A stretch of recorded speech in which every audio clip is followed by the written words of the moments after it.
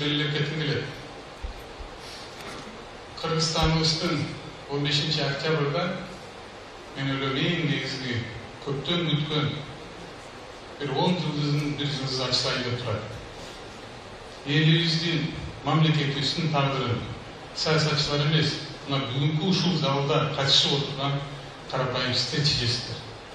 Өзүңөрдүн турмушуңарды, жашооңарды, мамлекеттин тагдырын силер ошол адамга бересиздер.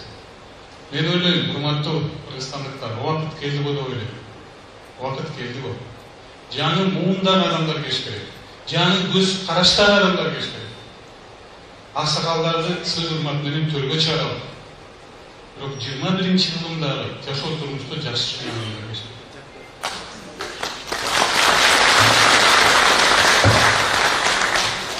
Мен ойлойм, саясатта болгон адам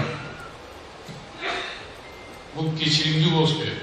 Саясаттагы болгон адам мамлекеттин кызыкчылыгына жана Канат Кебейханович айткандай баардыгыбыз биригишибиз керек. Себептен жалгыз Кыргызстаныбыз бар, жалгыз элибиз бар.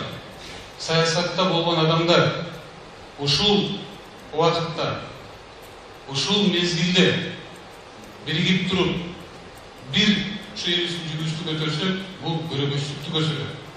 Бул акылмандуулукту билдирет.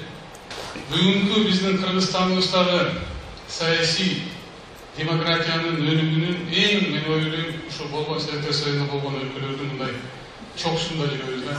Элестетип көргүлөчү, 2010-жылга чейин ушинтип залдарда отуруп, мына алдыңкы рядда отурган ар бир партиянын өкүлү, ар бирөө талапкер болуп чыгып, ачык айкын ой пикирин билдирип, сындап, же болбосо колдоп, ушундай сөз болуш мүмкүн эмес болчу. Ошонун негизинде мен ойлойм, эң негизги байлыгыбыз бул сөз эркиндиги. Эң негизги байлыгыбыз көз каранды уюмдарды биз колдошубуз керек. Ал бирден бир коррупцияга жол бербей, баарын ачык айкын айтып берет. Эң негизги байлыгыбыз бул жалпыга маалымдоо каражаттарынын баардыгын колдошубуз керек. Көп талапкерлер чыгып атат. Мен бирок ойлойм, жакынкы август айында, сентябрь айында баардыгыбыз бир отуруп сүйлөшө турган убакыт келди деп ойлойм. Ошондо бир чечим алып алсак, мен ойлойм, элибизге да жеңил болот, мамлекетибизде да мындай бул шайлоо тынчтык менен, биримдик менен өтөт. Сүйлөшө албай нары бери убак кылсак, мен ойлойм, адам эч нерсе чечилбейт. Рахмат.